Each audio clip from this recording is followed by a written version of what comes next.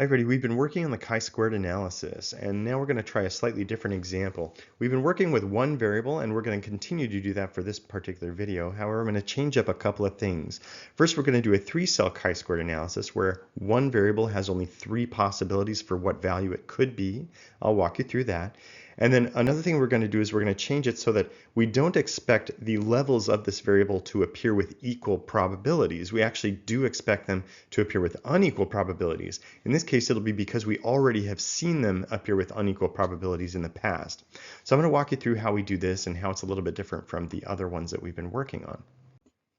Okay, so obviously the chi-squared analysis uses categorical variables, and in this case we're using only one variable yet again. That's all we've done so far if you've been following these videos in sequence. And so far I have assumed that every level of the variable appears with equal probabilities, or at least that's our default hypothesis. But in lots of cases we actually don't assume that, and in fact it's kind of a waste of time to assume that. So let's walk through an example here where we actually expect and we assume as our default hypothesis that the levels of the variable do not appear with equal probabilities. So let's go through an example. Now this is a fictional example entirely made up. I'm not actually talking about a real county or a real election. This is just for illustration purposes. Let's imagine there's somebody named Samantha. She's a political scientist, and she's looking specifically at this particular county and wants to see what the turnout was in the election. So, and she wants to see specifically, did it change from the previous election? Okay, so she looks at the previous election and finds out that the voter turnout was 43% Democrat, 32% Republican, and 25% people who were not in either of those parties. They were of a different party, unaffiliated, independent, whatever, but she lumps them all together, and that's fine. Now, so what's silly here is she shouldn't expect them to be equal probabilities because she already knows that they shouldn't be, right? She's seen data in the past that tell her what the probabilities of these of any one of these levels being already is.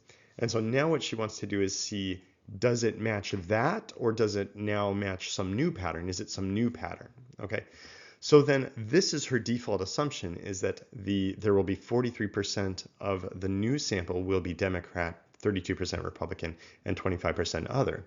Therefore, our null hypothesis in this case is this. It's that the probability of any given voter being a Democrat is 43%. Any given voter being a Republican, the probability of any given voter being a Republican is 32%, and the probability of any given voter being an other type is 25%. Okay, so again, because at this point she shouldn't expect equal numbers, equal probabilities, because she already has really good evidence that would suggest it shouldn't be that.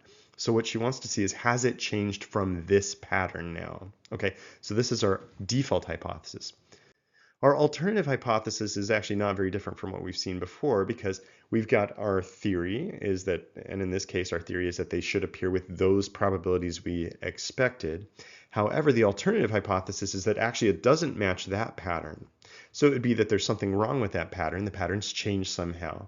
Now she doesn't have any a priori kind of assumptions about what it would be. And so she just wants to see how it's changed. Okay, so she simply states that the alternative is that our null hypothesis was not true. There was something wrong with it, and we can now reject it. So the way that she'll figure this out and which one of these is true, of course, is with the chi-squared analysis. She'll get a chi-squared statistic, and then we'll decide if it was statistically significant. If it is, we can reject the null hypothesis and accept this alternative hypothesis. Then I'll talk about what we can do after that. Okay. So here are the data that Samantha actually finds from the most recent election. So in other words, these are her observed frequencies, or you could say this is the observed pattern. So she found that 3,258 people who voted were Democrats. 3,182 were Republicans, and another 1,225 were unaffiliated or of another party. Okay. So what's important here is the total, because we can't compute the expected frequencies of these kinds of voters unless we've seen what the actual observed frequency overall of the voters was. So if you add these up, of course, what you'll see is a total of 7,665 voters in this particular county. Okay, so therefore we use this to now compute what we should have seen among these voters if our null hypothesis were true. So we can do that quite simply. Okay, so if we have 7,665 total voters, and we expect, for example, that 43% of them are Democrats, and of course 32% Republicans, 25% others, then it's quite simple to do the math and figure out what we should have expected out of these 7,665. For example, we expected 43% of the 7,665 voters to be Democrats, so therefore we simply multiply 7,665 by 0.43, which gives us 43% of that total as Democrats. And so we should have seen, if our null hypothesis were true, 3,295.95 Democrats among this sample. We should have also seen 2,452.8 Republicans. And again, all we do there is simply take the proportion that we expected to see, the probability we expected to see, the probability of Republicans, of any given voter being 32%. Therefore, 32% of 7,665 is 2,452.8. And of course, we do the same thing to find out how many of our potential voters we would have expected to be unaffiliated or of another affiliation compared to these other two by the same means. So 7,665 by 0.25 gives us that proportion. Okay, so these are our expected cell frequencies now, and we add those in. Okay, so if I put them all next to each other here in a table, what we've got here is the expected cell frequencies based on our null hypothesis. If our null hypothesis were true, we would have expected to see, or we did expect to see, these proportions of voters in these demographic, or in these categories. And that's not what we saw. This is what we actually observed, right? So now what we need to do is use the chi-squared equation to see, is what we saw meaningfully different from what we expected to see, and therefore maybe our null hypothesis is incorrect. And that's simply what we do. So, of course, here is the same equation. It's the same equation always for a chi-squared analysis. The only difference between the chi-squared analyses really is how you obtain these expected cell frequencies and observed cell frequencies. So, of course, we already have our expected cell frequencies and observed. So now we'll plug these into the equation just like we've done in the past. So here's how that works. Now all we do is simply take the observed cell frequency for the Democratic cell, the Democrat cell, which was 3,258. Then we plug in the expected cell frequency for the Democrats, which was 3,295.95 right there, and again right there. Now, again, really quickly, some people get kind of nervous about saying, wait, 0.95, how can you have 0.95 Democrats, right? How can you have 0.95 people or whatever? And that's totally fine because this is just a theory. This is just the expected based on the laws of probability. So we don't round that. There's no reason to round that. It would be weird if you had a decimal point in the observed Democrats, depending on the variable. And in this case, of course, because we would expect only whole numbers, that'd be weird, right? You'd have to figure out why that's going on and probably check your data. But of course, it's perfectly fine up here in the expected cell frequencies. Anyway, now we do it also for the Republican cell. The Republican cell, of course, was 3,182 is what we saw. That's the observed cell frequency. And we expected to see only 2,452.8. And so that goes both places. And then same thing for over here in the other category, 1,225 were observed, and then we expected 1,916.25. So that goes both places. Now all we do is simplify the equation until we solve for chi-squared. And here's how we do that, of course. We'll do the subtraction first. So if we subtract that from that, we get negative 37.95. Subtract that from that, get 729.2. And subtract that from that to get negative 691.25. Now, once again, just like always, a nice way to check your math is right here. You come to this point. What you've done is taken the discrepancy scores between what we found and expected to find, and we haven't squared them yet.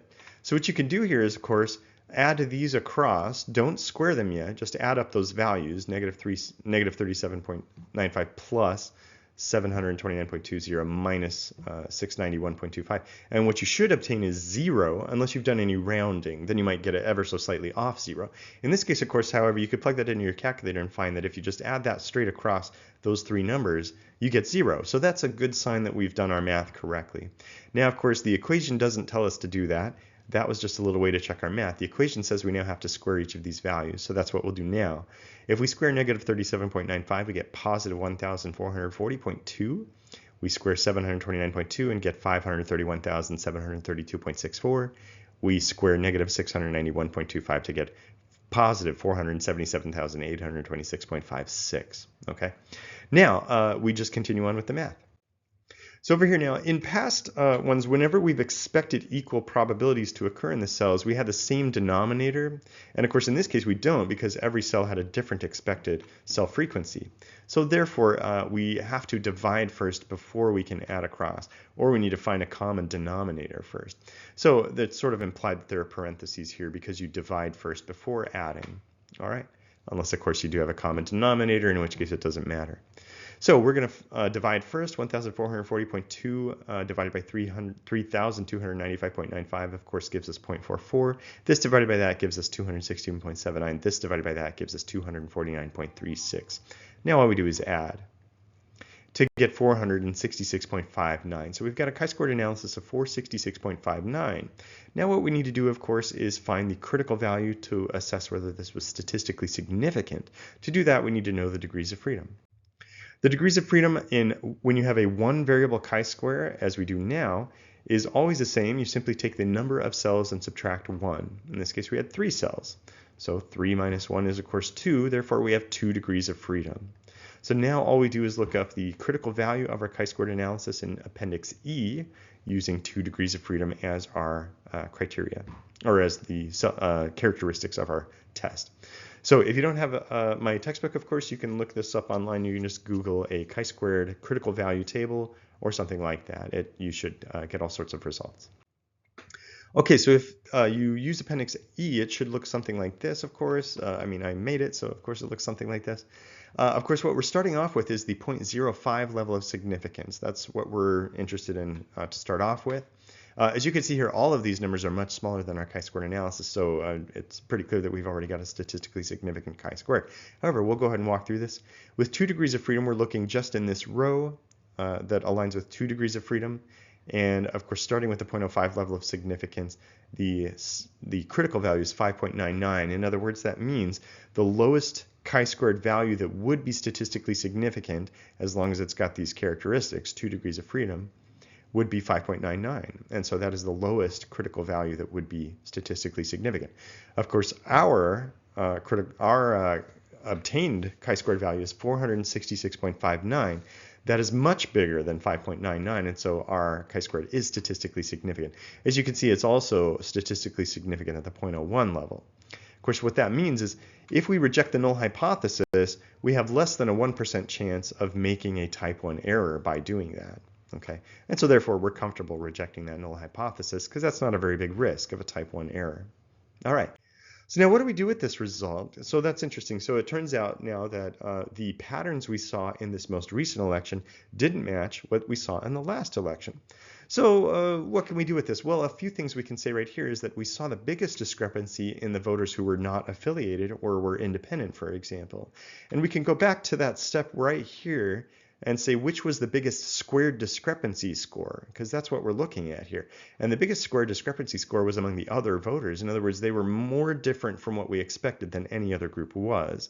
As you can see here, we expected to find 1,916.25 other voters, and what we found was only 1,225. So in other words, they showed up in fewer numbers than we expected. So that's kind of interesting. And maybe Samantha will do something with that kind of information. It also looks like the second biggest discrepancy was, of course, in Republicans. Republicans showed up in higher numbers than was expected given the null hypothesis from the previous election. And so that's interesting as well. And she can write up some interesting paper about what it was that caused the Republicans to show up in higher numbers than expected. And as you can see here, there's slightly fewer Democrats than were expected. However, what we don't know is, was that a meaningful amount of difference? I can say pretty comfortably that these two were a meaningful amount of difference, but that's because I've done this kind of stuff before. Now, there is a mathematical way that we can kind of get a better assessment is, did the Democrats really make that big of a change from time 1 to time 2? Because just eyeing this, it seems like probably not. But I don't like that subjectivity. Is there a way that we could be a little more objective about that? And the answer is yes. So in the next video, I'm going to introduce something to you called the standardized residual, which essentially answers this question for us. So I'll walk you through that then. All right, thanks. I'll see you in the next one.